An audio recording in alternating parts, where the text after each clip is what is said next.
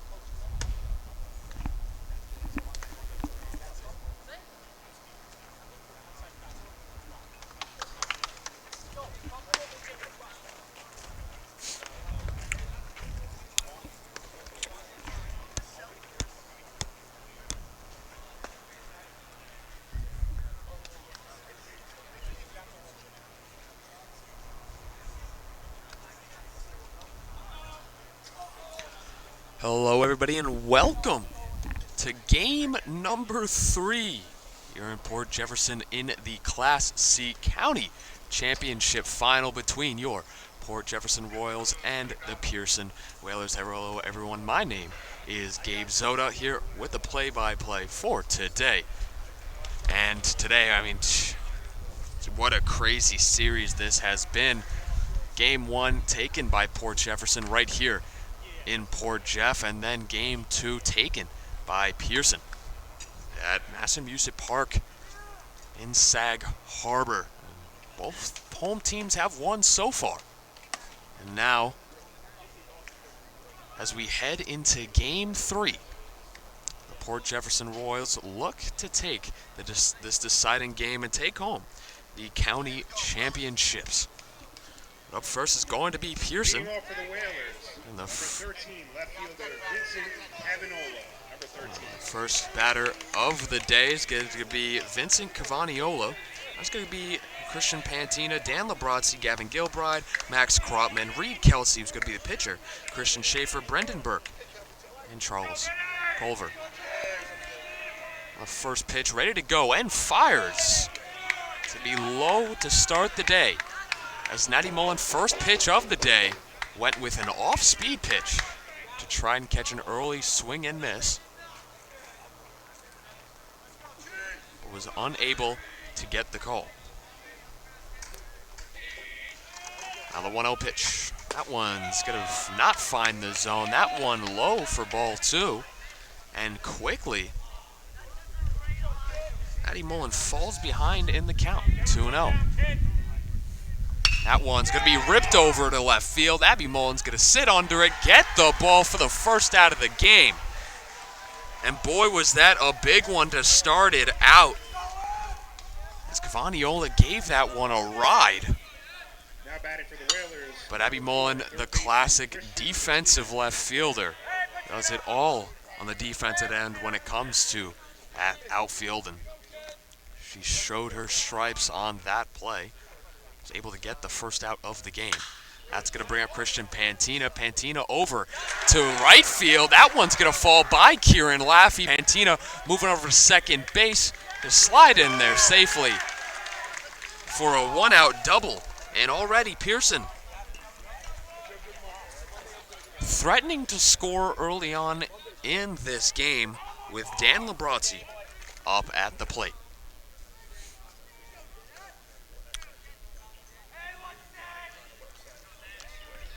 Natty Mullen directing his defense.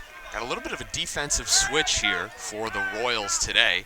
Something we haven't seen in previous games. First pitch to Labrazzi, high fastball, swing and miss for strike number 1. Defensive switch is second and third base switch. Joey Aronica now fielding the third base position as Frankie Andriani now at second base. That was a switch they made yesterday at practice. As they're in the first game, 3 errors at third base from Andriani really was the main reason that Pierson was able to score both of their runs in the game. So we got a 1-1 count to Labrazzi after Second pitch was a ball. Third pitch tried to catch the outside corner on a changeup, but didn't get the call.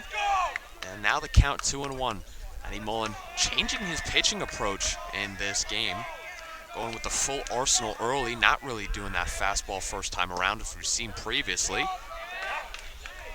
As that pitch was also down. Make the count 3-1 now. Now, let's just hope that no balls hit the backstop hard today. Don't want to have this camera moving down. Want to be able to catch all of the action in this game 3, but you can't really prevent the inevitable, so we'll see. I hope that is limited. As Labrazzi now takes his time as Eddie Mullen was checking back the runner at second base. It took a little bit too long for Labrazzi. And 3-1 pitch. That one's in there. Grounded to the shortstop, Luke Filippi. He's going to throw the ball over to first, make the out at first base. Christian Pantino moves over to third on the play, and now with 2 outs. So runner is 90 feet away from scoring, and Gavin Gilbride is going to try and bring him in. Gavin Gilbride had a pretty clutch walk in their last game. Now with 2 outs here against Natty Mullen, we'll see how that changes. First pitch in there, went with the off speed, and got it to fall for strike number 1. Now, Natty Mullen working ahead in the count. The 0-1 pitch, that one going to be low in there for ball number 1. And we're seeing so far that Natty Mullen not really able to get these low strike calls that he's kind of working for here. That one, another off-speed pitch and foul play. Rago tries to get under it, unable to make the play, and Gilbride gets a second chance. On that one, Rago was fighting the sun there. Hat fell off, tried to find the sun, tried to find the ball in the sun, unable to do so. Now the count stays here.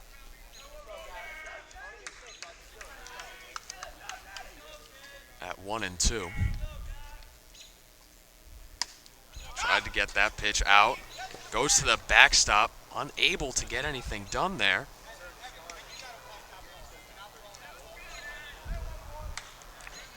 I'm noticing here, got a little bit of a lag situation here with the visual.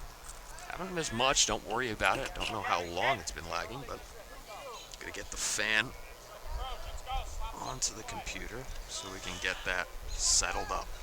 But now the 2-2 pitch with 2 outs. Curveball again. Swing and miss, strike 3. And just like that, the Royals able to get out of the first inning with no damage done. But Pierson, runners in scoring position, that's going to be a big key to this game for either side. If they hope to win this game, runners in scoring position, Pierson already 0 for 1 on the day. But now we go to the bottom of the first where Port Jeff will try to get a run early here for their pitcher. You're listening to Port Jeff Royals varsity baseball right here on the Royals. And now as we go into the bottom of the first, the Royals take their stab at the offensive end for the first time today. And stepping on to the plate is none other than number 12, Luke Filippi, who's starting at the shortstop position today, but will be coming in relief if anything does happen in this one. As a little meeting at the mound occurs. Want to get their starting pitcher, Reed Kelsey, all set up for this Port Jefferson lineup. And it's going to include Luke Filippi at the shortstop, then Roy Rago, Abby Rolfe, Danny Owens, Natty Mullen, the starting pitcher, Frank Andriani, Evan Raymond, Kieran Laffey, and Joey Aronica to round it out. First pitch, that one is going to be lifted into right field, and the Royals start off their day with a runner on first base. Actually, it gets by him. He goes for second, able to get in there safely. And what an electric start to this offense. Filippi stretching what looked like a single to begin with. Little fumble there in the outfield, and Luke Filippi getting to second base, and that's something when as soon as you get in there, when you're getting out of the box, you look for that. And not the way you want to start if you are the Pierson Whalers. You wanted to able to get in here without any problems. Wasn't possible there. First pitch to Rago, fouled off towards the backstop, and Reed Kelsey gets his first strike of the at-bat. Once again, I'm going to apologize. I'm seeing a little bit more lag here in the broadcast. Not much I could do. Roy Rago lifts that one to right field as well. Luke Filippi's going to be tagging, and he's going to be easily at third base with one out. So now the Royals have a runner at third base. And I think they're going to appeal this back at second base. They tried to appeal back at second base. Turns out that Luke Filippi was in there perfectly fine and didn't tag too early. And now, once again, Abby Rolfe up at the plate with a runner in scoring position, third base. And we didn't see Pierson execute on their first offense. And first pitch hits Abby Rolfe inside.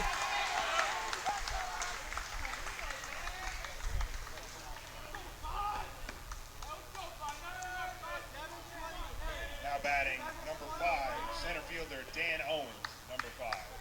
It's going to bring up Dan Owens, center fielder for today. Runners on first and third. First pitch to Danny, high upstairs for a ball. And it seems like the Pierson strategy today is you want to start with Reed Kelsey, hope he keeps your team in the game, and then go to Labrazzi later. As Owens fields that one to left center, that's going to bring in Luke easily, and the Port Jeff Royals scored their first run of the game due to a Danny Owens single to left center field. That's going to move Abby Rolfe to second. Now the Royals have runners on first and second base with one out in the first, already able to score one run in this inning, looking to make that two or more. As we continue in this inning, and Natty Mullen, the starting pitcher for today, looking to help himself out and score a couple runs. Reed Kelsey has pitched a couple of pitches in this game so far that have been a little bit too much in the zone, leading to the amount of contact that he's given up in this game. Natty Mullen grounds that one back to Reed Kelsey. They're going to try to make the play at second base, able to get it done, not able to convert on the double play, but Abby Rolfe moves to third, and the situation stays the same. Runners on first and third.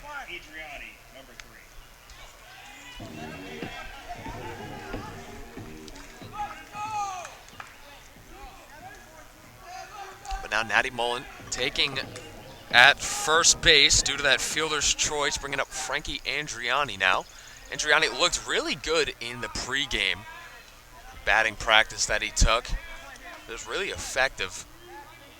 Now, in the game, the lights change. You hope to see the similar result if you are the Port Jeff Royals. The 1-0 pitch. That one fell in there for strike number 1. Reed Kelsey wants to prevent any more runs to come across, just to keep his team more in the game.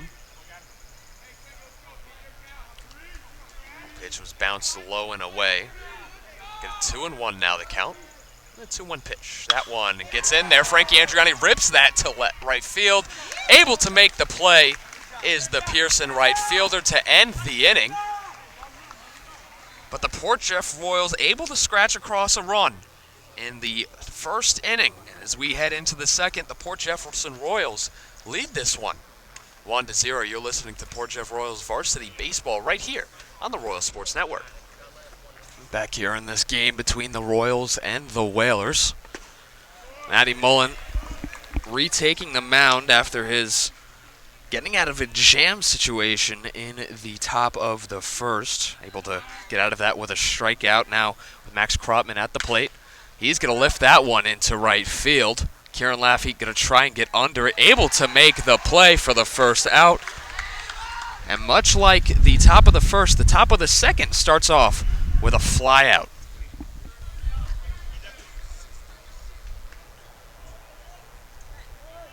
Now batting from the Whalers, number 19 pitcher Reed Kelsey, number 19. Reed Kelsey, the starting pitcher at the plate.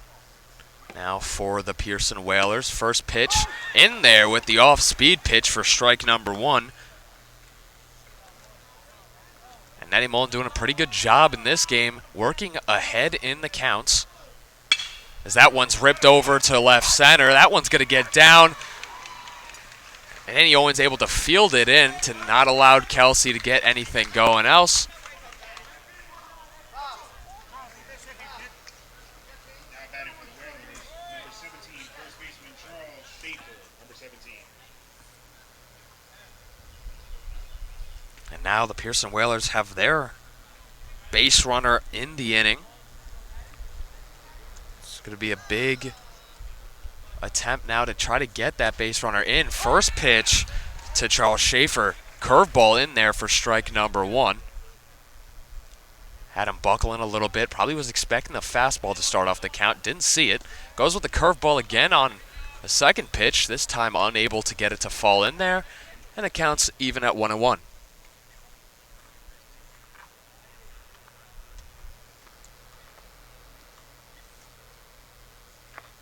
It's 1-1 pitch in there. Fastball for strike number 2. Now Natty Mullen ahead in the count once again. He's been in this position a couple times so far in this game. Being able to finish in these positions, though, is going to be a big importancy to this game. As that one in there, strike number 3 on the swing and miss. And Natty Mullen has a second strikeout of the game. Now batting, second baseman, number 8, Brendan Burke. Number 8. He's going to bring up Brendan Burke now, the second baseman, number 8 batter for the Whalers. Want to see here if Reed Kelsey's going to move over to second. There he goes, steals, throws over, and that one's going to be a close play. Safe at second base as Reed Kelsey steals first and gets himself in scoring position to put the Whalers, once again, with a runner in scoring position. Weren't able to cash him in the first inning. Now, second inning, similar situation, trying to cash in that run. Unable to do it on that pitch. That one's low and away for 1-1 count here. 2 outs in the top of the second. Port Jeff leading the Whalers 1-0. The 1-1 pitch goes with the off-speed, gets the swing and miss. And you can tell these Pierson batters are looking for the fastball to start off. And when Natty Mullen's able to pull out that curveball, you're seeing a little bit of getting the front foot out early. You're seeing a couple of these swings as it's going to cause Brendan Burke to now call a timeout to get himself re-prepared. Now 1-2 once again for Natty Mullen, able to finish off the previous batter on this count. Let's see if he's able to do the same here. Strike 3 with the fastball high and in. Natty Mullen, third strikeout of the day. And once again, the Pierson Whalers, with runner in scoring position, unable to get the job done. So as we go into the bottom of the second inning, Port Jeff Royals still lead 1-0. You're listening to the Port Jeff Royals Varsity Baseball right here on the Royal Sports Network. Back here, bottom of the first inning. Bottom of the first inning was a success for the Royals as they were able to score their first run. Now we head into the bottom of the second inning, where the Port Jefferson Royals look to extend their lead in this Class C Conference Championship game. First pitch to the batter, Evan Raymond, is going to be upstairs from Reed Kelsey as he enters his second inning of work in this game. Second pitch went with the off-speed. Got Evan Raymond to swing and miss on it. And now the count is 1-1. Evan Raymond's been pretty good. I mean, you got to think this kid is just an 8th grader in a big position now. You can hear the wind. Strike 3 pitch, low and away, corner called for Evan Raymond. Reed Kelsey gets his first strikeout of the day and the first out of the second inning. It's going to bring up Kieran Laffey, a batter who we haven't really seen too much from the Port Jefferson Royals. because usually he gets DH'd. But now, due to the suspension of Kyle Erickson after the incident of the previous game, Kieran's going to have to take some hacks, and first couple pitches, able to keep the count even, 1-1 here after a strike at the first pitch and then a ball in the second one. The 1-1 pitch now. That one's going to be in the strike zone, fouled off to the backstop. Went with the off-speed once again. Now Reed Kelsey up 1-2 on the count. Going up against 7, 8, 9 of this Port Jefferson Royals lineup. Not the best part of their lineup. Pitch high and inside for a ball. And now the count's even at 2-2. Next pitch went with the curveball once again. Grounded over to third base. Bobble at third base. Throw is able to be made and play made for the second out of the inning. And Reed Kelsey's trying to get a quick one here against the bottom third of the order. Joey Aronica now up to the plate, and we know his strategy up at the plate. He's going to see the pitches as they come in, make contact whenever he can. And that first pitch lifted up, foul out of play. To make the count now early 0-1 in Reed Kelsey's favor. Next pitch, that one's going to get in there for strike number 2, and Aronica early finds himself down 0-2 in this count with 2 outs. Up to his 2-strike approach to see how that does. That pitch outside corner, strike number 3. Reed Kelsey works himself a 1-2-3 inning for the Whalers. Now, hoping to bring that momentum back into the offense as Pierson still looking to scratch across their first run of the game. As we go into the third inning, Port Jeff Royals still up 1-0. You're listening to Port Jeff Royals Varsity Baseball right here on the Royal Sports Network. Up at plate now, we enter the third inning. Natty Mullins, third inning of service. He's going to be facing 9-1-2 in the Pierson order. It's going to be Charlie Culver up first, and then we go all the way back to Vincent Cavagnola and Christian Pantino. First pitch of the new inning was down for ball number 1. Second pitch once again down for ball number 2. Now Natty starting off this inning not ahead. He's behind 2-0 to the number 9 batter. This definitely want to get this batter out, just so you don't have a runner on for the top of the order. That pitch unable to find the zone. Natty really wanted that pitch, but unable to get it in there due to the umpire's call for ball. 3-0 now the count. A 3-0 pitch, that one low as well. And Charlie Culver gets on first base to start off the top of the third. Pierson's had runners on base for all 3 of their offensive possessions so far. And they had runners in scoring position in 2 of them as well. Unable to cash in any runs, though, the runners in scoring position in the first couple innings. Now, hoping to cash in Charlie Culver now. Walked his way on, and now Vincent Cavagnola. Flew out in the first. A really nice pitch. First pitch, that one low for the ball. I think there was a problem. Evan Raymond now talking about his glove. And from my vantage point, I'm right behind. It looked like that ball was in there for a strike, but kind of flopped down was the glove.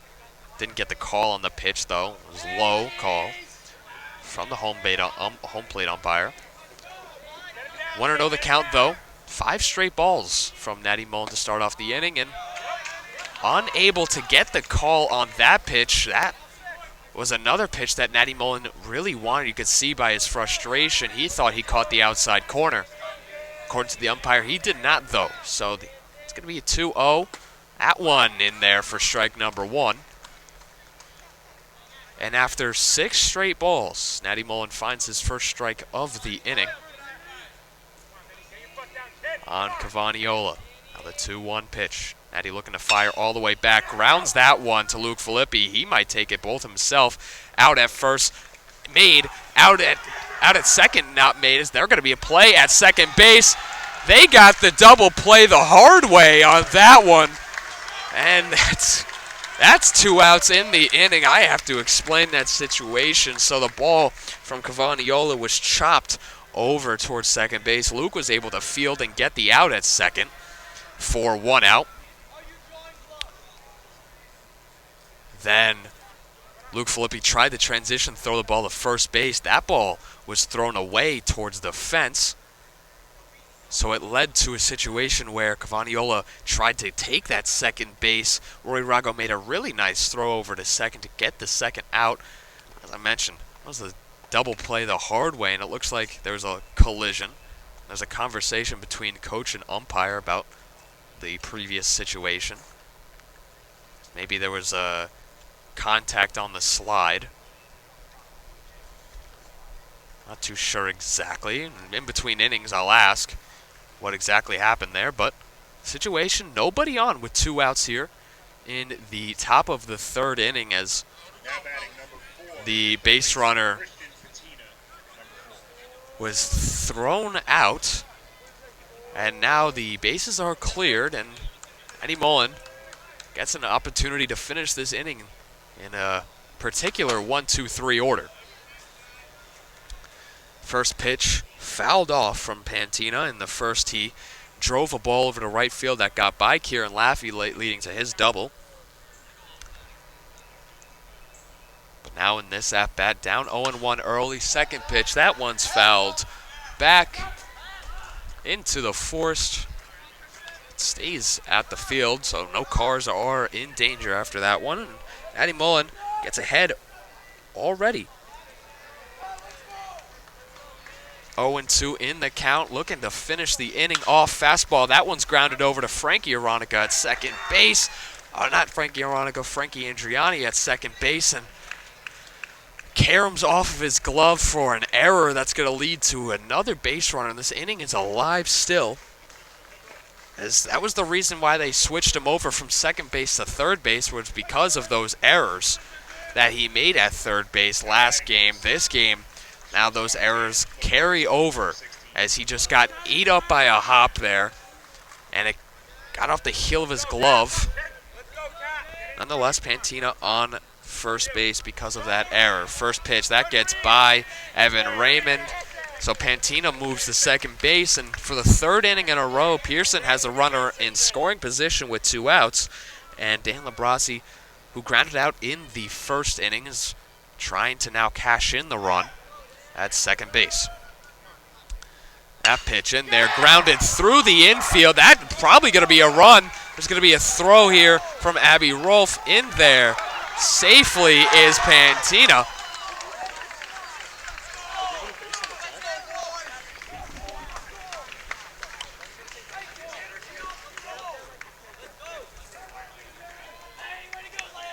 And Labrazzi with a single brings in Pierson's first run of the game.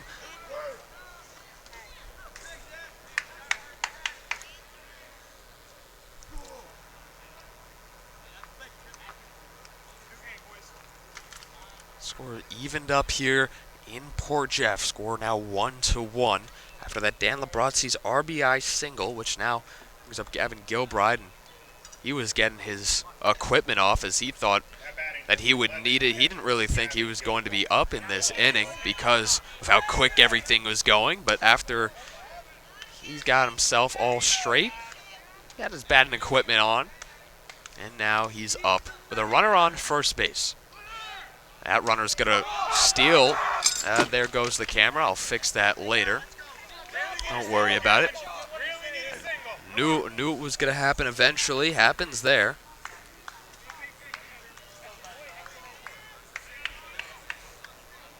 Two outs here in the top of the 3rd. Gavin Gilbride at the plate. Runner now on second base is Labrazzi. After moving on that pass ball, they're going to throw back at second base to keep Labrazzi close. He's going to be safely in there, though. Now 1-0 count to Gilbride. The 1-0 pitch, that one's in there. Strike number 1, swing and a miss.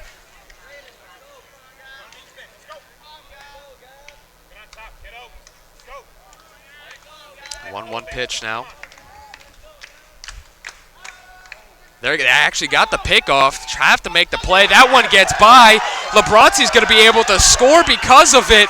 And Pierson are up 2-0 because of that misplay by the Port Jefferson Royals. And once again, it is those errors, those throwing errors, that are costing the Royals. And now they find themselves down 2-1.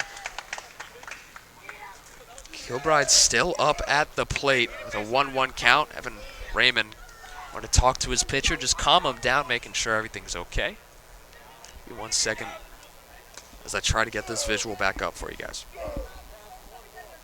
Actually, I'm going to stay here as Nighty Mullen's already back on the mound to Gilbride. The 1-1 pitch high and inside, forcing Gilbride to hit the deck. No contact made, though. Now they're going to be up 2-1 in the count. Now he's going to be up 2-1 in the count. 2 outs here. With these 2 outs, Pierson able to do a really good job to get these runs in. And now the 2-1 pitch. That one comes inside, but a strike. Galvin Gilbride swung and missed at that one as well. Now count 2-2, and after a couple runs coming in, Nighty Mullen 1 strike away from getting out of the inning. That one went with the off-speed option on that one. Too low, wasn't able to get a swing on that attempt. So the count now full here with 2 outs. Pierson looking to keep this inning alive. That one, too much outside. Galvin Gilbride works himself a walk. And Pierson keeps this inning alive with a runner now back on first base. That's going to be a talk now from Coach Rosen to his pitcher, Nighty Mullen, just to calm himself down while that happens. I'm try to get this visual back up. 1 second. Now batting Pierson, number 10, center fielder Max Rockman.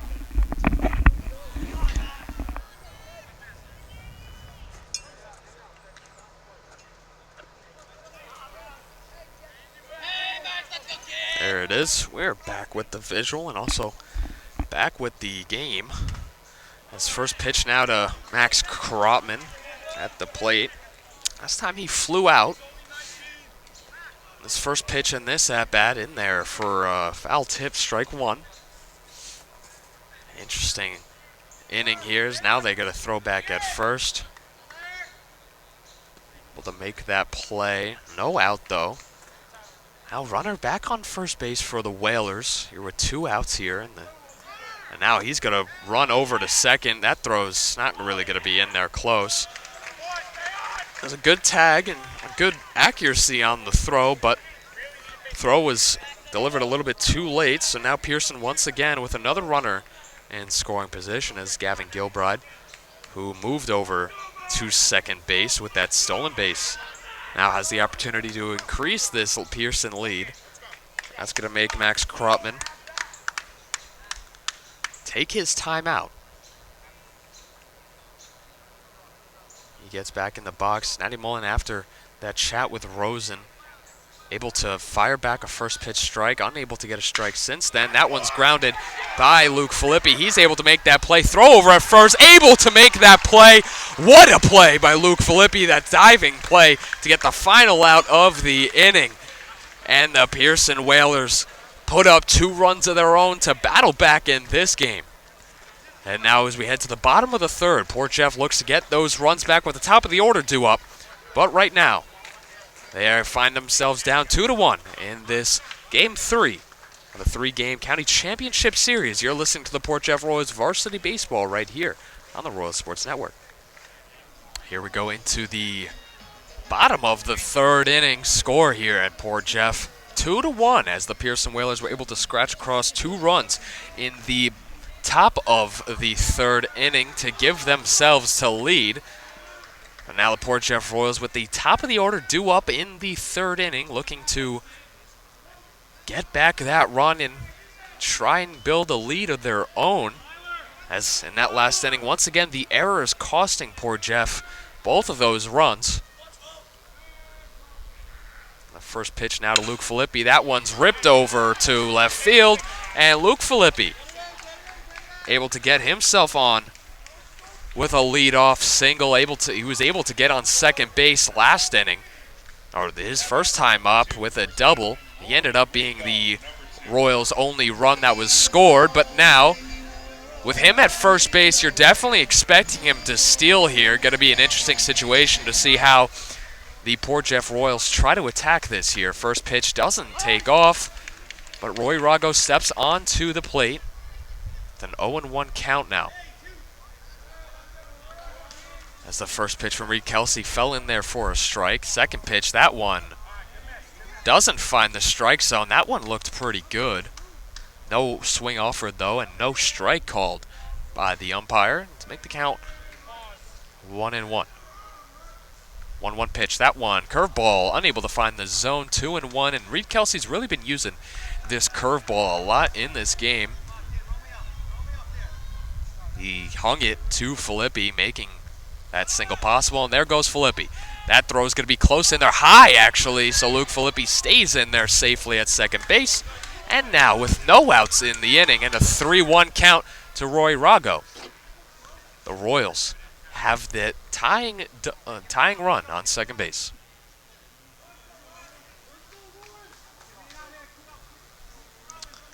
It's a 3-1 pitch. Not sure if you really take this walk if you're the Whalers, as that one's popped up in foul territory. It looks like the play might be made. Unable to be made. The ball falls in there, and Roy Rago gets a second life in this at-bat. As that at first looked like it was going to be played, but with the wind here, the ball was moving all sorts of directions, and first baseman, who in this game is Charles Schaefer, was unable to make that play. To make the count now full, give the Royals another opportunity to get two runners on here with no outs. The 3-2 pitch fires. That one ripped fair single up the middle. Luke Filippi, does he challenge at home? No, they do not go home, but the throw is made home. Roy Rago able to get into second base because the throw threw home. And now, with no outs, the Royals threatening two runners in scoring position with Abby Rolfe at the plate. The first time Abby was up, she was hit by the first pitch she saw, so she didn't really get a full at-bat in there. But this time up around has a huge scenario with two runners in scoring position. And that's going to make Gavin Gilbride talk to his starting pitcher, Reed Kelsey, just to get him calmed down, because this is a big situation here in this game. You definitely don't want this spiraling. You definitely don't want to get this called for, two runs due to just a single that Abby Rolfe needs. So let's see what they do here. They could also walk her to get the double play ball in action, but the first pitch to Abby Rolfe swung on and missed for strike number one, and the at-bat is underway. Big situation. You can hear the crowd, big crowd here from the Port Jeff Royals. Both sides really today. 0-1 pitch. That one's fouled off and missed. There goes the camera again. Gilbride's just gathering the ball. 0-2 now the count after that off-speed pitch fell in there for strike number two. Now Abby Rolfe 0-2 here. Oh, that ball low and away. Doesn't get the call from the umpire to make the count now 1-2. Once again, sorry about the camera. Don't have a professional cameraman on me. 0-2 pitch. That one's fouled off towards the backstop, and Abby Rolfe stays alive in this count.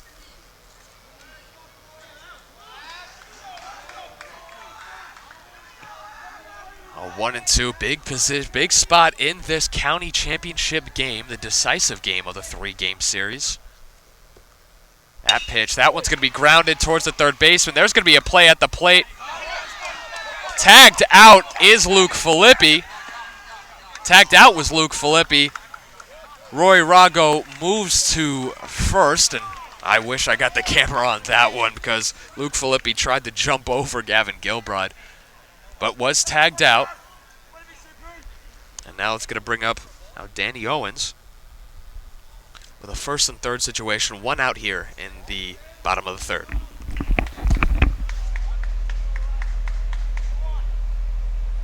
Now batting number 5, center fielder Dan Owens, number 5.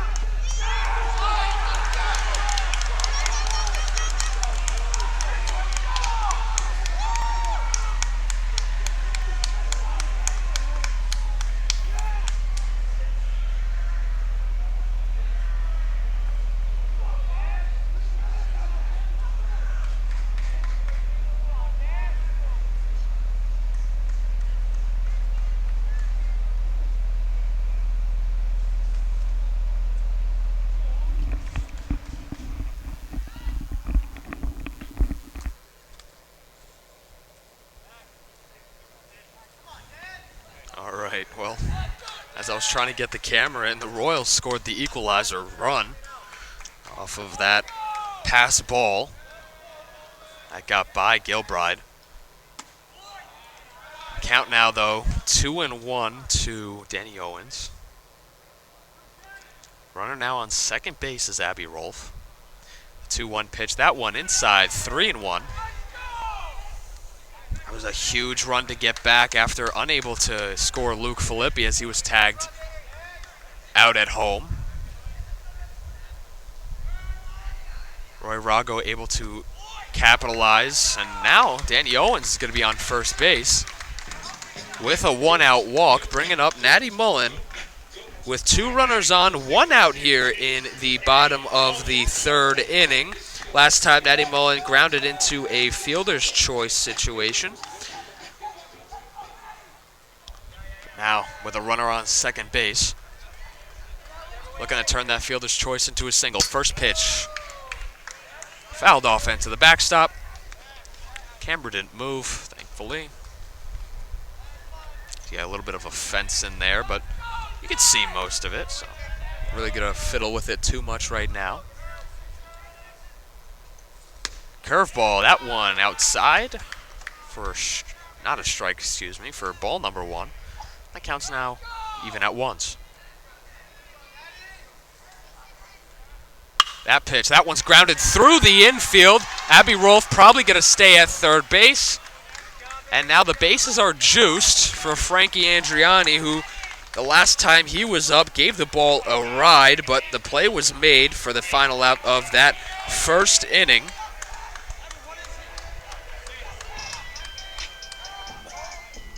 And that single from Natty Mullen was very, very good and got through the infield and keeps this inning going and gives the Port Jeff Royals an opportunity here to cash in more runs. His first pitch to Frankie Andriani, that one drops in there for strike number 1. And Frankie's at-bat is underway. 0-1 pitch, that one. Fastball in there for strike number 2. Reed Kelsey working quick on the mound, as well as Andriani's at-bat is dwindling away, but the 0-2 pitch, low. Gavin Gilbride doing a good job of keeping that ball in front of him. Definitely don't want to have any more runs coming across due to pass balls from either side in this one. The curveball, that one high upstairs, unable to get the call is Reed Kelsey. And we have a 2-2 count. That one swung on and missed on the high pitch. Count fallen from Frankie Andriani with the strikeout for Reed Kelsey's 3rd strikeout of the day. It's going to bring up Now, Evan Raymond, who was the first strikeout victim from Reed Kelsey in this one, and now with the bases juiced, Reed Kelsey hoping to do the same in this at-bat. First pitch, that one swung on and missed for strike number one.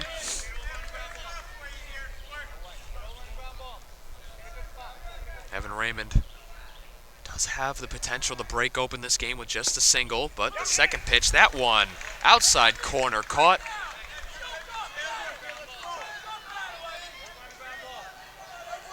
And now an 0-2 count. Tie game here at Port Jefferson. Chance for it to break it open. That pitch low, unable to get the call was Reed Kelsey, and the count continues now. The at-bat continues here with the count being 1-2. Now the 1-2 pitch, that one gets in there. Inside, pass ball. No movement from Avi Rolfe. His hesitation didn't move. And that was a run that you would expect for the runner at third base to try and make that play, but Avi Rolfe felt the hesitation, so she didn't want to make any move. So she stays at third base. Now 2-2 count. Swung on, grounded to first. Looks like the inning's going. Oh, foul ball actually called by the umpire. And the at-bat continues here for Evan Raymond.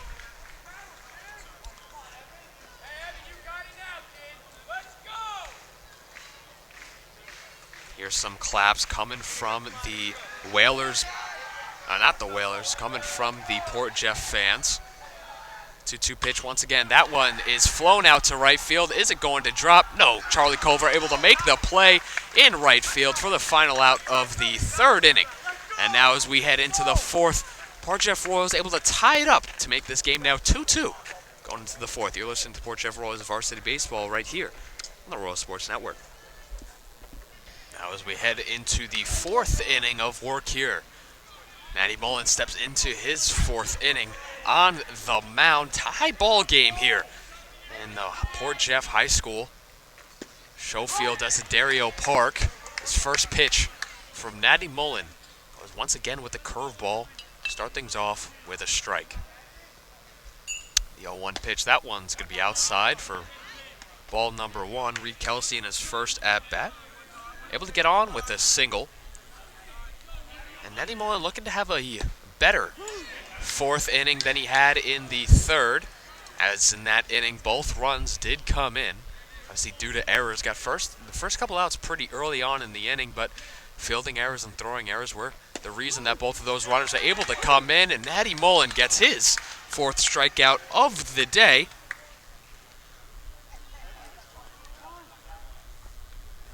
On that outside fastball that was able to catch the outside corner. And Matty Mullen gets the first out of the inning pretty quickly here. Now, first pitch now to Charles Schaefer. Goes back to the curveball for strike number one. That seems to be the sequence that he's liked to see. He's getting that get me over first strike and then working on to get the other strikes. And on the second curveball, they deem that Schaefer did go over, so now 0-2 count ahead is Matty Mullen. Goes with the fastball to try and get the inning, the at-bat over with, but missed high upstairs, and the count stays at 1-2. The 1-2 pitch now. That one, curveball again, this time low, no swing offered from Schaefer, and count stays even here. This is a big inning for Matty Mullen, just getting a 0 on the board. There's that ball.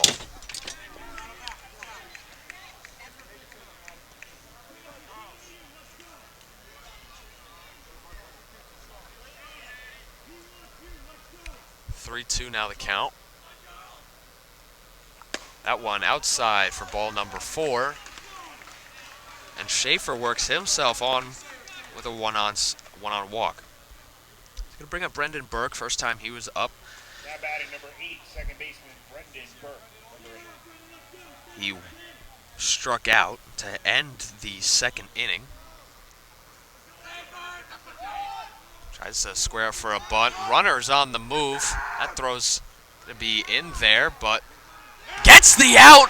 It looks like Schaefer got moved off the bag.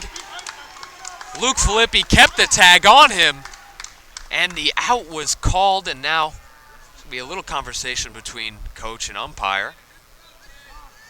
And it looks like Schaefer moved off of the bag. Good throw from Evan Raymond. Once again, was a little bit late. But he moved off the bag, able to get in there with the out to get that runner off of the board. That'll make it 2 outs here in the 4th inning. That 1-0 pitch high upstairs, make now 2-0. It's a pivotal play in this game when we look back at it. That ball by Evan Raymond into the backstop. Make the count 3-0.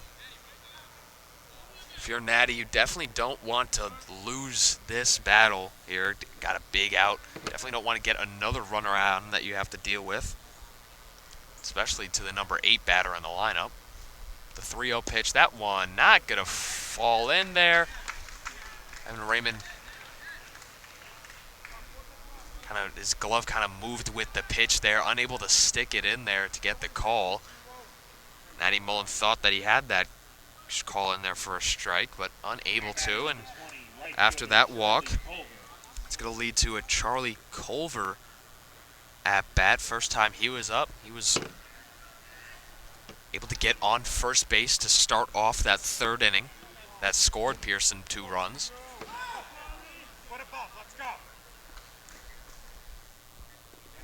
Let's see if anything can change here. First pitch from Natty Mullen in there for strike number 1. See, number 9 batters expect to see a lot of attack pitches, not a lot of curveballs or anything like that. There's another fastball. Runner's not moving from first base on that attempt. Yeah, once again, the visual, I'll fix it after the inning. Second pitch, that one's grounded into the hole. Luke Filippi unable to make that play, and Charlie Culver extends the inning with a 2-out single. And now we have 2 runners on. Top of the order due up. Cavaniola flew out and then grounded in that weird double play. As if you're scoring the game, I guess you could say he ran into a fielder's choice and then was thrown out on the throw from Roy Rago at first base. Now Cavaniola, after that first pitch high, he went back to that curveball, unable to get the call though. First pitch high, 1-0. Runner moves from second to third. They're going to throw, try to get him out. That ball just scoots a little bit by Joey Aronica. And now, count 1-0. Pierson, on a count 1-1, excuse me. Pierson able to get a runner 90 feet away. The lead run 90 feet away. See, 1-1 count. They're going to throw the ball back to first. Able to get him out at first base. Picked off at first to end the inning. Score stays 2-2 as we head into the bottom of the 4th inning. The Port Jefferson Royals tie game here. Port Jeff looking to get the lead back. And when we come back here, listen to Port Jeff Royals baseball right here on the Royals Sports Network. Heading into the bottom of the 4th inning, Kieran Laffey squares around for a bunt, fouls it off. The first pitch to Kieran Laffey's at bat is going to be a strike, and last inning, Port Jeff able to do some damage, getting that run back. Kieran Laffey pops that one foul. It's going to be a close play at the fence. Unable to make the play. Kieran Laffey stays alive in the at-bat as the 3rd baseman, Christian Pantina, found the fence first, then tried to work himself back. It was just a little bit too late and unable to make that play. So now Kieran Laffey 0-2 in the count. And in that last half inning, I mean, Port Jeff able to get that pick off at first base to end everything in that inning. And that was an inning that looked like it had the opportunity to be a big one for the Whalers, but stopped by Natty Mullen on the mound with that pickoff.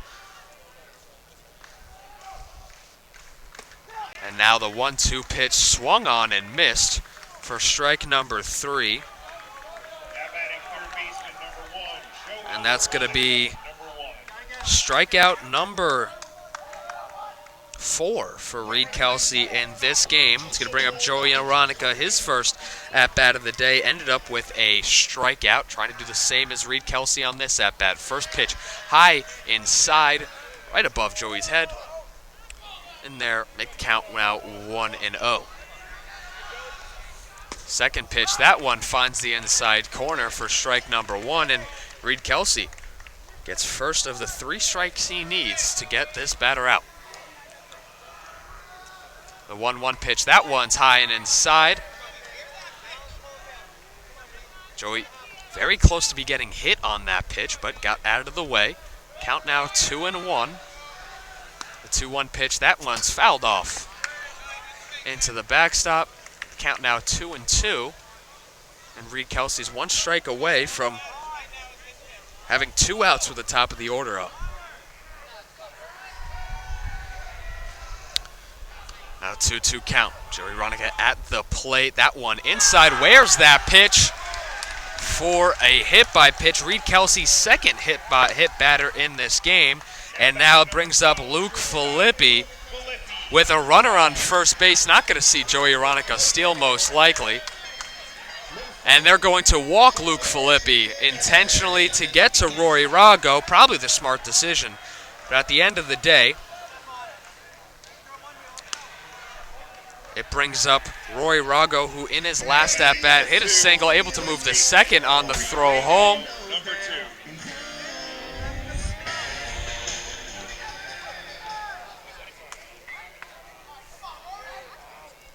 Rory 1 for 2 on the day as he flew out in the first inning, then hit himself a single and ended up on second base on his second at-bat, now with the runner in scoring position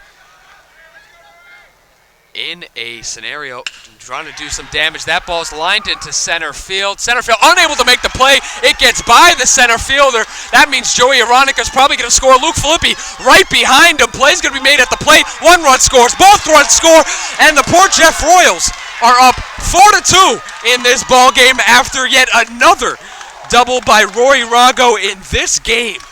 And what a hit by Rory. Blasted it over the center fielder, Max Kropman. And that was a funny situation where Joey Aronica and Luke Filippi were right next to each other crossing the plate.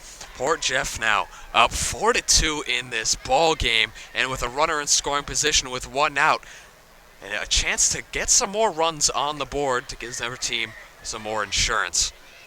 And boy, did Rory Rago just absolutely demolish that baseball, made that a mistake for the intentional walk. Obviously, that's a play that you probably make. And that you probably intentionally walked Luke Filippi there almost 10 out of 10 times. But Rory made him pay on that deep fly ball that got by Max Kropman, the center fielder.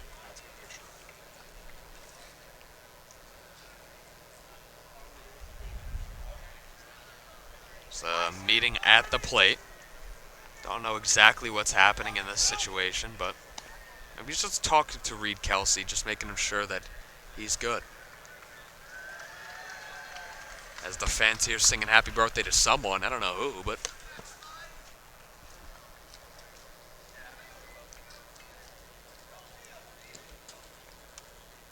Now batting left fielder, number 44, Abby Wolf. Number 44. brings up number 44, Abby Rolfe.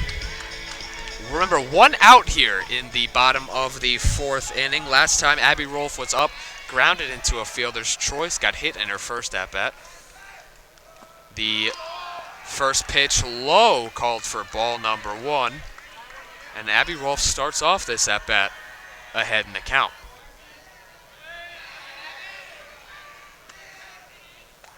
That pitch going to be outside.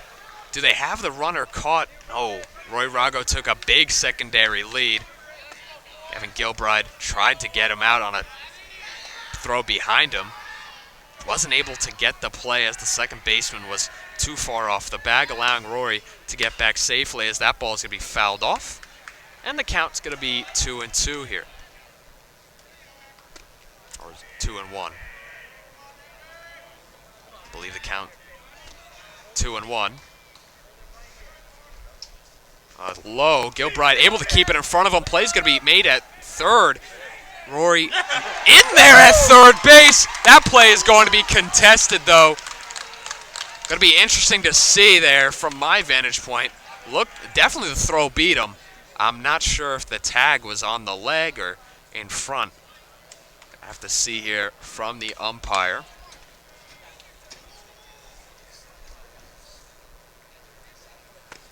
Conversation between coach and umpire once again. I believe the umpire's saying that the tag was too high, and Rory, with his long legs, able to get under the tag there at third base, who puts another run now 90 feet away. And if the Royals are able to, cash in this run at third base, that gives them a 3-run lead in the bottom of the fourth inning. This inning, an absolute dagger for the Pierson Whalers as they tried to keep this one tied to let their offense get the lead. But in fact, Reed Kelsey giving up these 2 runs and a chance to make it 3. That one's lined to the shortstop. Nice contact by Abby Rolfe, but the shortstop, Labrazzi, able to make the play for the second out of the inning. It's going to bring up Dan Owens, who's had a big hit of his own in this game. Dan Owens walked and then also singled in his first at-bat. Second at-bat was the walk. And the first pitch in this at-bat, his third at-bat of the day, is going to be a strike. Reed Kelsey now ready to fire again, and he does. That one finds the outside corner for strike number 2, and Reed Kelsey's 1 out away of getting out of this very pivotal fourth inning of this ballgame. Next pitch goes with the curveball, slips out of his hands, so it's going to be left high. Danny Owens now trying to battle back after falling 0-2. Next pitch swings and misses. They're going to have to make the play over at first base. Play is made, inning over. And now the Port Jeff Royals, after a huge fourth inning and a huge double by Rory Rago, take a 4-2 lead as we head into the fifth inning. You're listening right here. The Port Jeff Royals varsity baseball right here on the Royal Sports Network.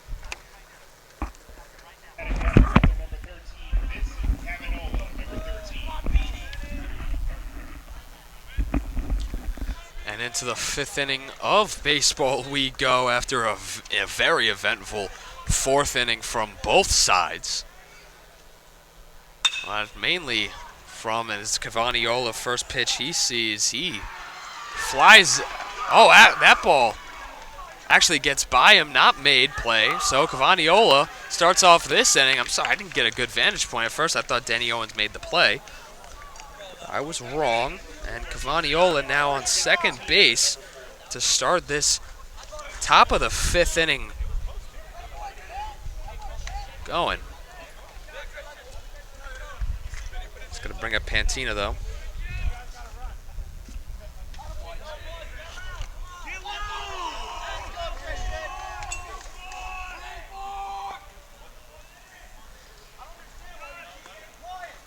First pitch to Pantina. That one grounded by the third baseman. Cavaniola's being held up at third. Cavaniola hesitated at third base. At first I thought they were going to send him, but they did not. And now with no outs here in the fifth inning, you knew this was going to be a tough fifth inning as the top of the order is due up for Pierson. It's going to bring up Dan Labrazzi, who already has a ground out and a single in this game. This is his third at-bat of the inning. Time gets called. Wonder what Coach Rosen is going to say to his pitcher here. I know the plan is to bring in Luke Filippi afterwards. Probably not going to happen right now. Just a calm down moment.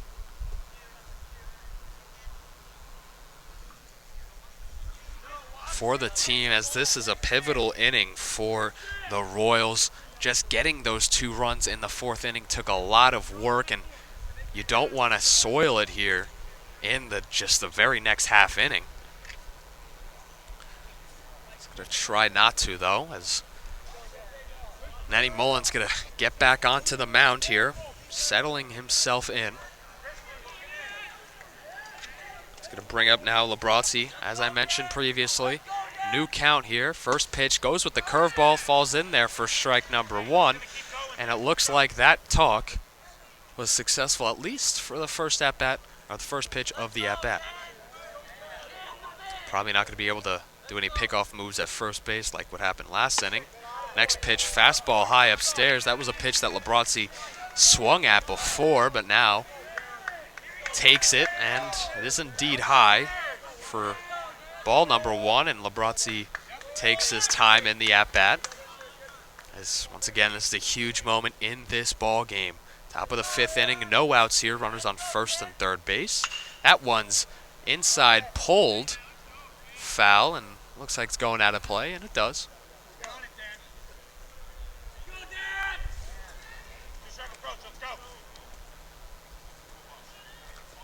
One and 2 count now to Dan Labrazzi.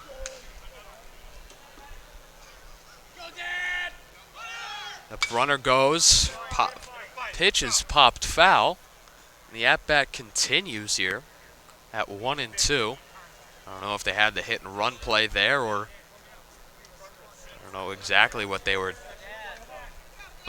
strategy was from Pierson. And another timeout's called. Another break is taken. 1 and 2 still the count. Runners on the corners here in the top of the 5th inning. Another timeout called. So runner on first base, Pantina.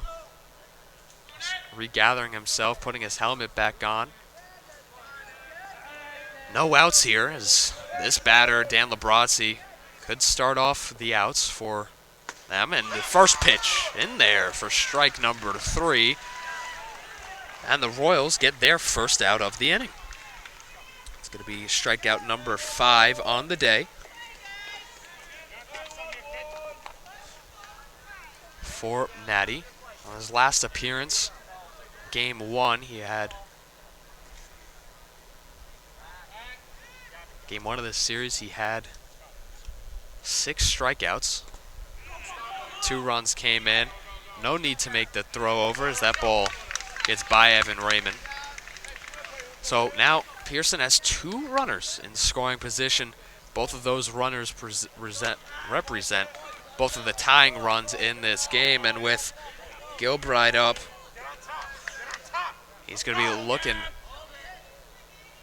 to get both of those runners in. That one's chopped. 1 run's going to score. Able to make the play over at first base is Roy Rago, and this ball game now gets 1 run closer as the Pierson Whalers able to score their 3rd run of the game to make this game a 4-3 contest. But Pantina was able to move to second base because of it. Or actually, excuse me, Pantina was already at second base, so Pantina stays at second. Now batting number 10, center fielder Max Kropman, who is currently up at the plate, 0 for 2 today, with a fly out and a ground out, and the fly out that he hit was a really nice hit. The ground out not as much. But now, chance for Natty Mullen to get out of this inning with only 1 run allowed, as it started off, looked pretty dangerous for the Port Jefferson Royals. Able to work his way out of as that one's grounded by Roy Rago into right field. They're going to send Pantina. They're not going to make that play at home. Pantina scores.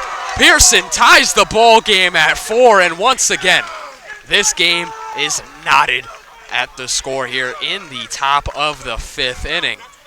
Everything seems to be going really well on both of these teams. Just an absolute boxing match between 2 heavyweights in this one.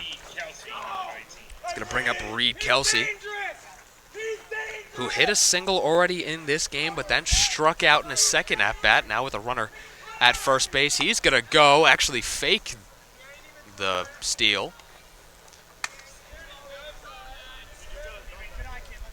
1-0 the count, though, as that pitch was low. Now the 1-0 pitch to Reed Kelsey. That pitch going to be popped up. Play's going to have to be made. Roy finds the fence, and it gets over the fence. So no out's going to be made, and count's going to be at 1-1 now.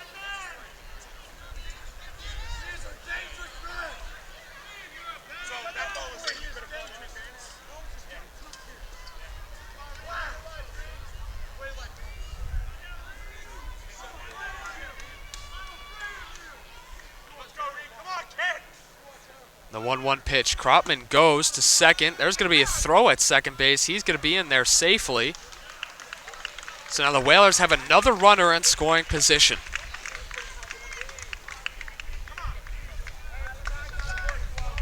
And in all honesty, it's been the sloppy play of the Port Jefferson defense that has really allowed these runs to come in. Reed Kelsey takes the 1-1 pitch inside, or 3-1 the count, excuse me. So that was a 2-1 pitch he took inside. Let's make the count 3-1. 2 outs here in the top of the 5th. Matty Mullen trying to prevent any more runs coming through. They're going to make the play at second base, keeping Kropman close. He is safe back at second base. 3-1 though the count to Reed Kelsey, the pitcher from the Pierson Whalers, looking to help himself here. Matty Mullen trying to end the bleeding. 3-1 pitch. That one's grounded to Luke Filippi.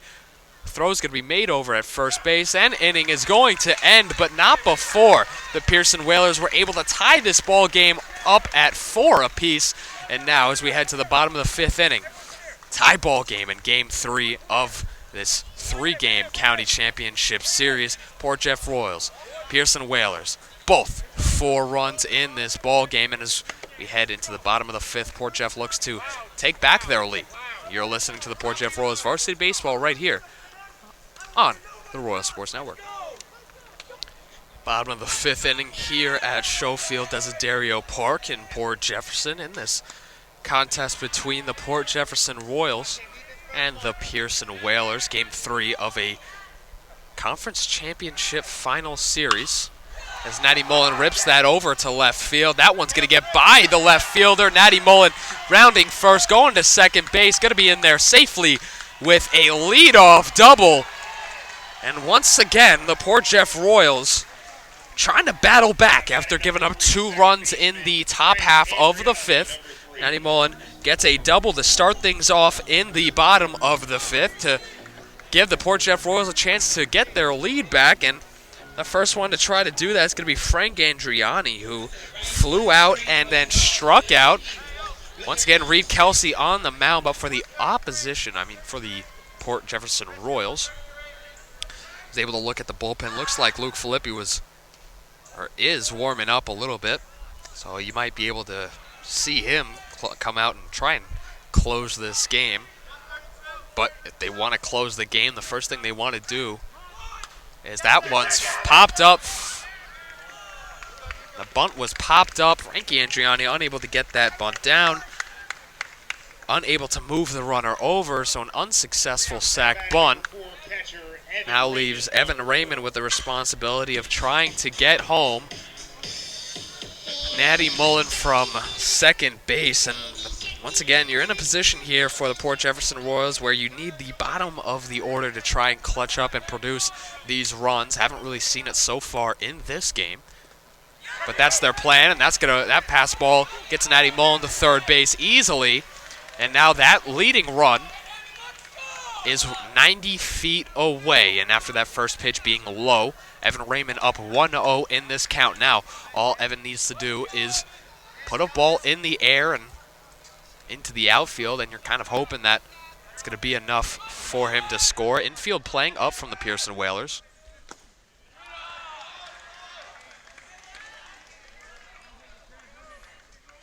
(2-0) after that second pitch was low. Swing and a miss from Evan Raymond to get the first strike of the at-bat. And now the count's 2-1. One out here in the bottom of the fifth inning. Natty Mullen, after a leadoff double, sits at third base. That one's popped foul out of play. And after being up 2-0 in the count, Evan Raymond now finds himself 2-2, even knotted up in this count in this game. Reed Kelsey still on the mound for the Whalers, trying to get through this inning at least. So you assume they're going to turn the tables. That one's ripped over to right field. Keep going back. Unable to make the play is Charlie Culver. Natty Mullen able to score to get the fifth run of the game. Evan Raymond, second base in there for a one-out bomb over there. And that ball just came in and out of the glove of the right fielder. It's again the Royals able to take it out. And you hear the chants from the crowd saying he's in 8th grade. They are right. Sometimes they give that as a joke to the youngest kid on the team, but Evan Raymond, the 8th grader, comes in huge with a big shot towards left field to get in the fifth run of the ball game for the Port Jefferson Royals. That one, unfortunately, since it went in and out of his glove, got to give him an error for it, but he is now at second base. Another conversation at the mound.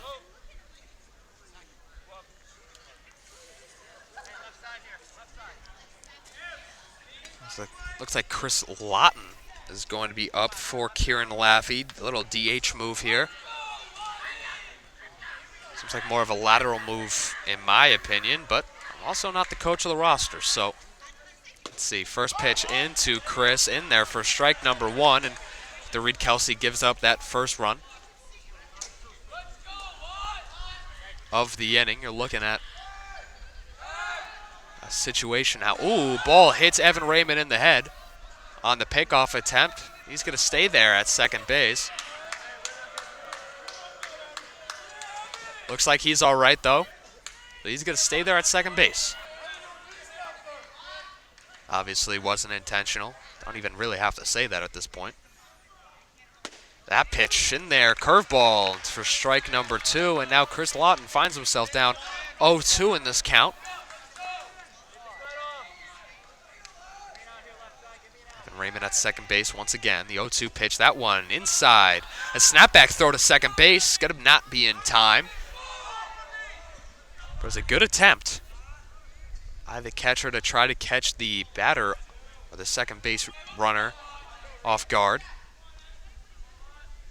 Another curveball in there, strike number three. Chris Lawton falls for the second out of this bottom of the fifth inning, and that's going to bring up Joey Aronica. And if Joey's able to get on here, it leaves the door open for Luke Filippi at the top of the order. So this at-bat is crucial in this game if the Royals want to get some more, as that ball is going to get grounded to the second baseman. He's going to be able to make the play to end the fifth inning. But not before the Port Jefferson Royals were able to come back and get the lead back in their favor here in the fifth inning because of that Evan Raymond sac fly that ended up being an error to put him on second base that scored Natty Mullen. As we head into the sixth inning, Port Jefferson Royals are up 5-4. You're listening for Port Jeff Royals varsity baseball right here on the Royal Sports Network. In the sixth inning now of this game, Luke Filippi now takes the mound in relief. First pitch from Luke Filippi, curveball that bends in there for strike number one. At the plate, another swing and miss. 0-2 count. Schaefer now down 0-2 early on, and obviously when Luke Filippi's on the mound, you're assuming that this is going to be their quote-unquote closer for the game. 0-2 pitch, though. Another curveball. That one going to be grounded towards the third base side. Luke Filippi unable to make the play, and Schaefer gets on first base to start this inning. And Luke Filippi got the contact that he needed. Just a really good placement from him. Almost turned into almost a swinging bunt situation. Forced Luke Filippi to try to cover a lot of ground to make that play. Unable to do so. Once again, the Whalers are in position here after that infield single to get the tie back in this ball game. There's a little bunt here. It's going to be to second base. The throw able to be made, so they get the lead runner out. Runner goes to first base. It's from Bendon Burke on fielder's choice. And an unsuccessful sac bunt attempt as here comes the sun. It's been hiding from us here during this game. But now here in the 6th inning, looks like it is back. And the only thing I'm personally worried about here is the visual here. Don't want it to get too overheated. The fan did turn off on me because the battery that we have did run out. But as long as this game keeps going, I will be here for you guys. First pitch. That one falls down. 0-1 the count. After that first pitch fouled off. The 0-1 pitch high upstairs for ball number 1 to Culver. Culver in this game.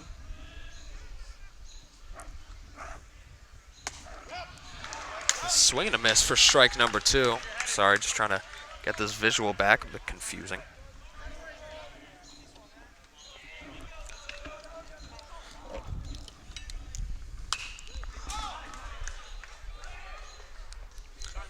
One-two pitch fouled off once again.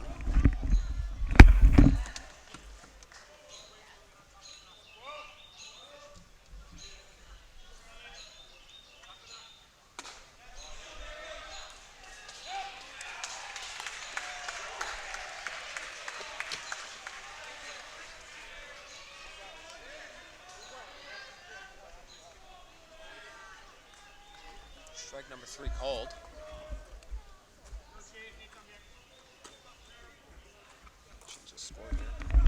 Two outs here. Top of the order up. First pitch, that one going to be inside for the ball.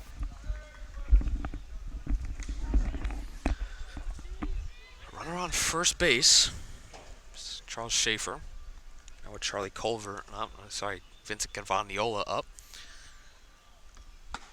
His last at bat is that one's a swing and miss. Cavagnola in this game, 1 for 3. His last time up, he hit a double. That was big in this game. Snapback throw back to first base. He's going to be in there safely, but a good throw nonetheless to keep the runner close at first base. That pitch in there for strike number 2. Makes the count now 1-2. 2 outs here in this 6th inning. That one lifted into left field. Going to drop in there. They're going to move the runner to third base. As they're going to move him home, there's going to be a play at the plate. The throw beats him. Slides in there safely at home. The ball falls out of the glove. So now there's going to be a throw at third. That throw is going to get by him. Another throw is going to be made home. Cavagnola is going to score all the way in there to get the lead for the Pierson Whalers.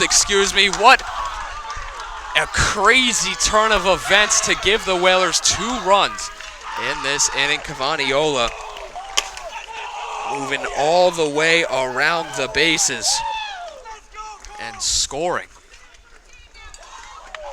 Wow, this game has been nothing other than spectacular so far, and the Whalers get that run back, and then they get the lead back in this game.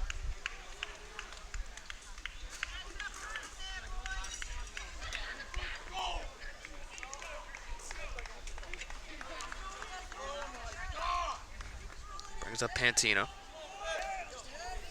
who in this game has doubled and got on because of 2 errors, making out 1 for 3 in the game. First pitch. Fouled off into the backstop.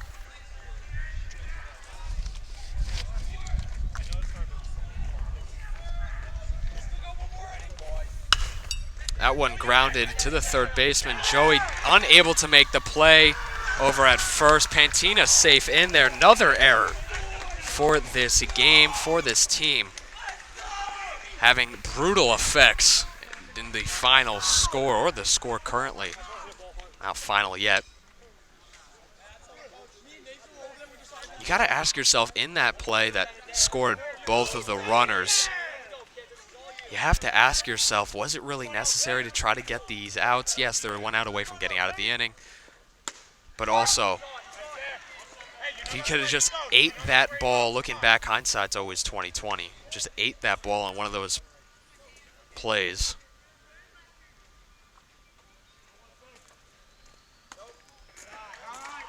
You wouldn't have had both of those runners score. You're looking at a tie game if that throw doesn't get thrown into left field from Luke Filippi at home. As that one's grounded through the infield on the left side. Pantina moves to second. Labrazzi at first base. And now the Pierson Whalers threatening to put up even more runs here in the 6th inning.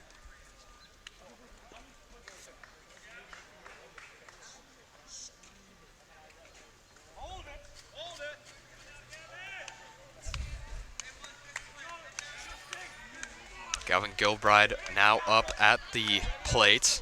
Luke Filippi still on the mound. First pitch, curveball in there, strike number 1. This at-bat's underway.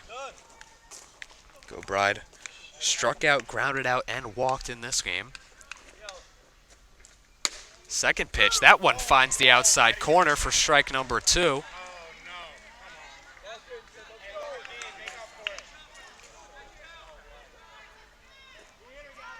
Luke Filippi 1 pitch away, goes to the fastball, swing and miss by Galvin Gilbride for strike number 3 to end the 6th inning.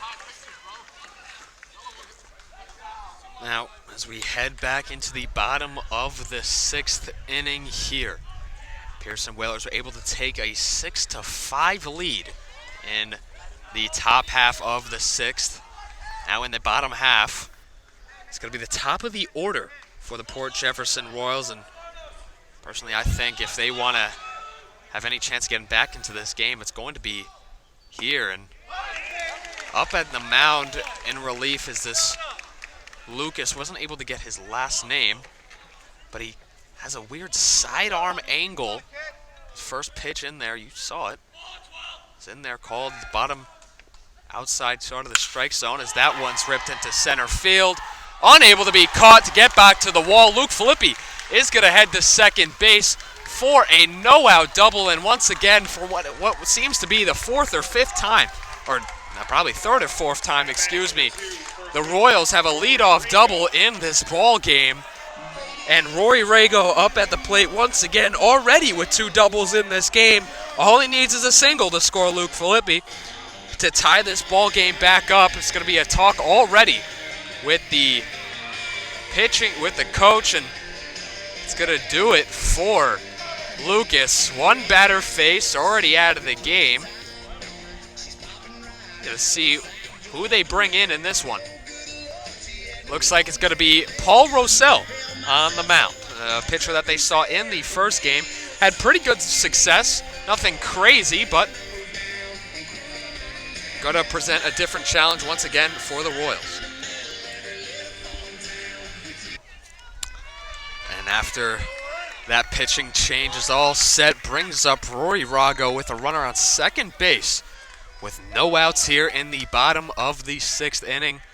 Looks like they're preparing, are the Pierson Whalers, for a bunt attempt. Doesn't look like Rago's looking to bunt, though, so that was almost pretty dangerous for Pantina, the third baseman.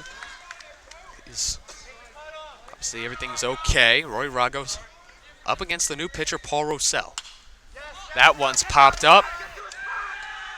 Falls in there. Doesn't stay fair, and Rory Rago gets another life in this at-bat. You see the frustration from Gilbride. He thought he was there to almost make that play. Unable to, though, so the count now turns to 0-2. Rago still at the plate. Obviously not an advantageous position to be in. But with Paul Rosell on the mound, probably a pitcher that the Pierson Whalers the Port Jeff Royals can hit off of. And that pitch finds the backstop. Filippi's going to go to third base, and that tying run now is 90 feet away with no outs here in the bottom 6th inning.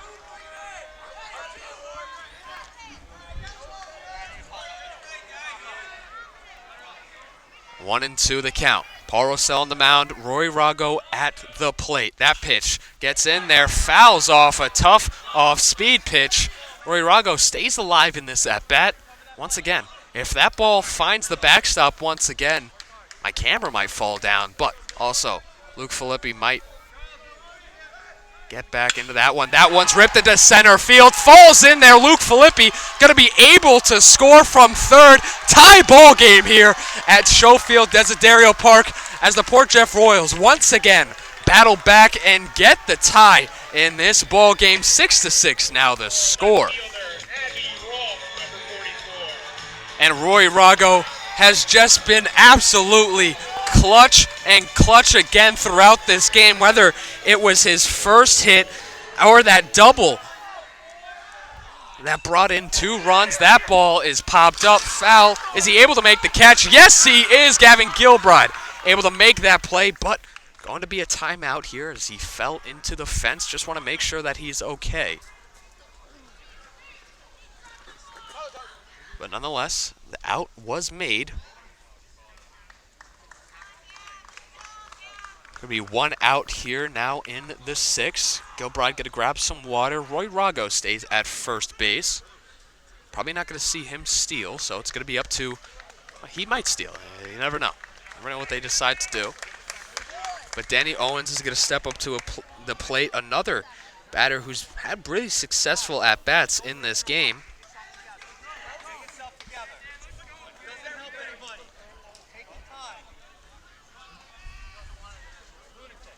I got to throw a couple warm-up pitches to him. Now batting number 5, center fielder Dan Owens, number 5. Now with 1 out, number 5, Dan Owens steps up to the plate here.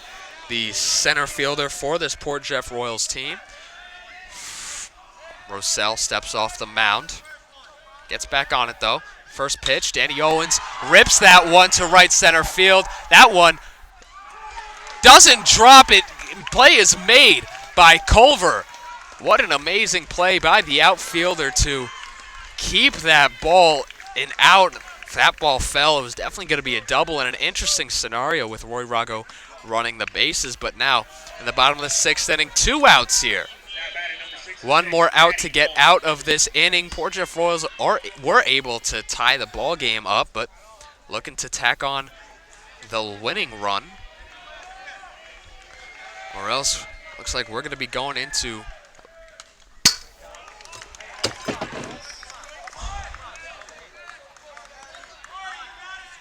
All right, so there's just audio. Hello. All right, so there's no visual, but they're trying to claim that Natty's bat is illegal. It is the Meta Power 32-inch 29 ounce, but the 3330 is the illegal bat, and they're trying to claim this bat is illegal.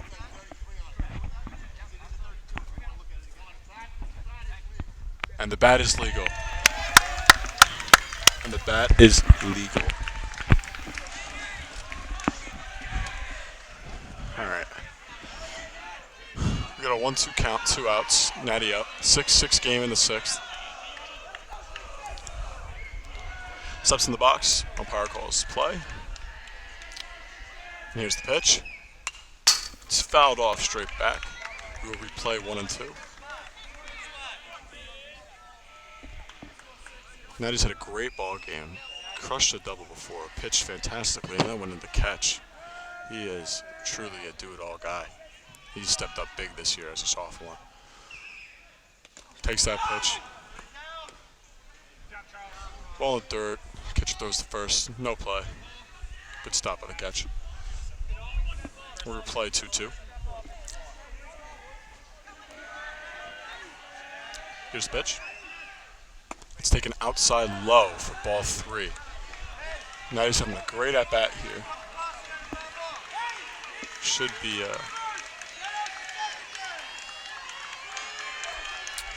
here's the pitch. It's taken high for strike 3. The curveball was up, called strike 3 by the umpire, and that is the end of the inning. It is 6-6 tied going into the 7th, the top of the 7th. Should be 5, 6, 7 up for Pierson.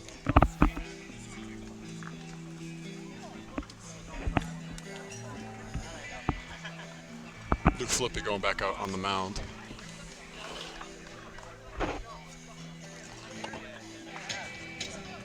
Great song choice.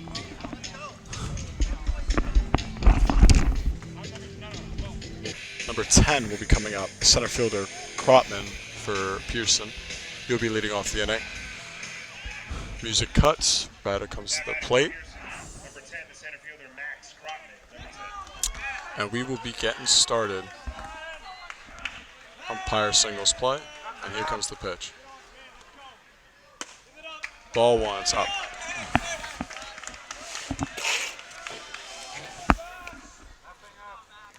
Here's the pitch. Fouled straight back.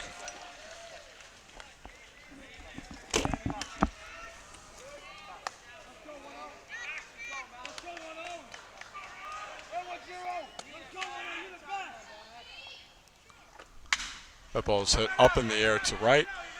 Kieran Laffey's under it, and he makes the catch for the first out.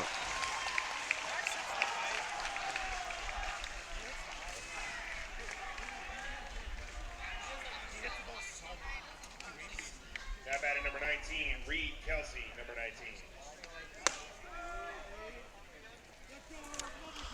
All right. Now the starting pitcher of the game. And it's fouled to the third base side. Strike one. Philippi has been a complete workhorse for the Sport Jefferson Royals baseball team. That ball's up. 2-1. Sorry, 1-1.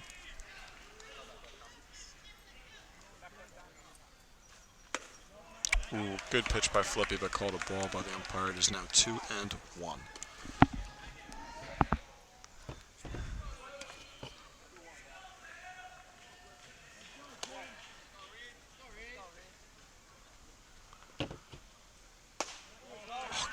Good pitch by Luke, but it's called a ball. Natty did a great job of sticking that. The umpire didn't like it.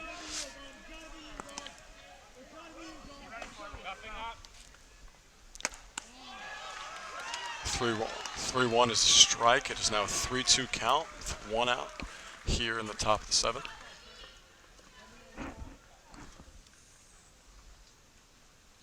And that is grounded to second. Adriani is there. Makes the play for the second out.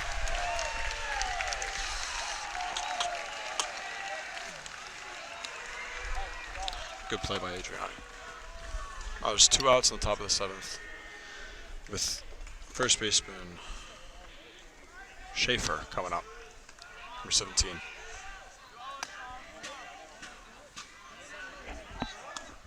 Here's the pitch. It's taken up, curveball up for a ball. That one could have went either way, but here's the next pitch. It's fastball up. It is now 2-0.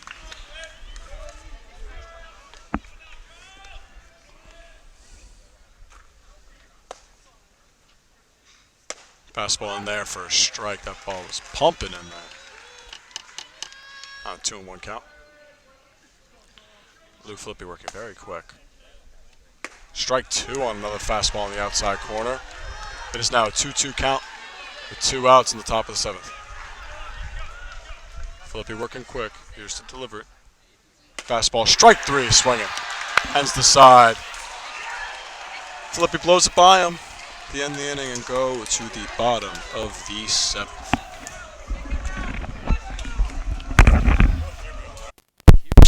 Whalers in this game 3 of the Class C Conference Championship Series.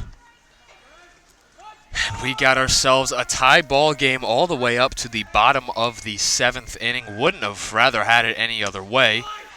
Well, I would have it any other way with a working camera because in that 6th inning, my cord to the camera did break, so wasn't able to capture this, but got this quick fix, and Frankie Andriani takes a pitch to the helmet, and he's going to walk himself over up at the plate, who had a really huge, would have been a sac fly, but ended up being an error that turned into him sitting on second base that catapulted this team into the position that they were in.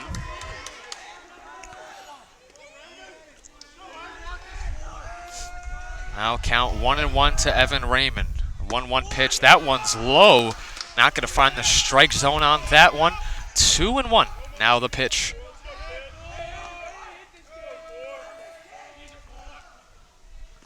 The 2-1. That one low and inside missed on the off speed that time. 3-1 now the count. No outs here in the bottom of the 7th inning. Runner on first base being Frankie Andriani. The 3-1 pitch from Paul Rossell. That one clips the outside corner of the strike zone for strike number 2. And now the count is full. Obviously now we have this adjusted camera angle. Not the best, but it is what we're going to have to do for at least the rest of this game.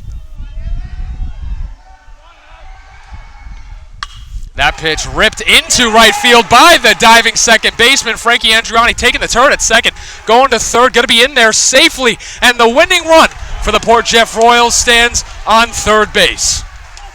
What another clutch hit by the 8th grader, Evan Raymond, to make that possible. And now, with no outs here in the bottom of the 7th inning, Kieran Laffey steps up to the plate with a chance to win this game, win the series, win the county championship for the Port Jefferson Royals. Kieran Laffey so far in this game, 0 for 2. He had the Chris Lawton pinch hit earlier in the game. That was also a strikeout. So the number 8 line has been 0 for 3 in this game. And what better opportunity to change that 0 for than right now with the runner at third base. All Kieran needs is a fly ball. First pitch, that one. Great job by Galvin Gilbride to keep that ball in front of him. Because if that ball got by him, that would have surely been the game, as Frankie Andriani does have speed at third base. Paul Rossell feeling the pressure, but Kieran Laffey as well feeling the pressure as well. That pitch swung on and missed. It was right there in the hitting zone. But swing and miss makes the count 1-1 here. The 1-1 pitch. That one, curveball, drop to the plate. The runner's going to come in. He's going to score, and the game is over. The Port Jeff Royals win. The kingdom has been protected. The crown has returned to its kingdom. And for the first time since 2008, your Port Jeff Royals are county champions. Whew, and what a game this was, back and forth throughout, whether it was the 2-2, the 4-2, then the 5-4 game that turned into a 6-5 lead for the Whalers, the tie game that happened after it, and then the winning run scoring on a passed ball. The Port Jefferson Royals win this one by a final score of 7-6, and I cannot explain at what extent this game was. And it looks like the umpires are going to talk here.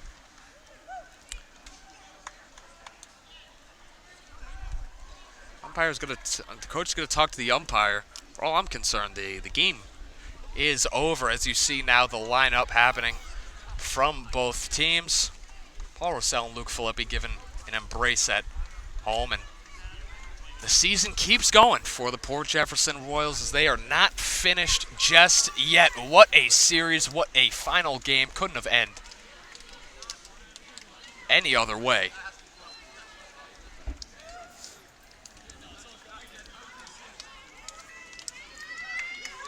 And that'll do it for now. Port Jeff Royals win that game by the final score of 7-6. On to the LIC they go, as they will be facing Carl's Place in that game most likely. This was a presentation from the Royals Sports Network. My name is Gabe Zoda, bringing you almost all of the action as James Grunfelder took on for a half an inning in that game. But once again, final score 7-6. Port Jeff Royals win the county championships. My name is Gabe Zoda. Hope you guys enjoyed. Thank you guys all for tuning in to this game. And have a great one, everyone. We'll see you in the LIC. Bye-bye.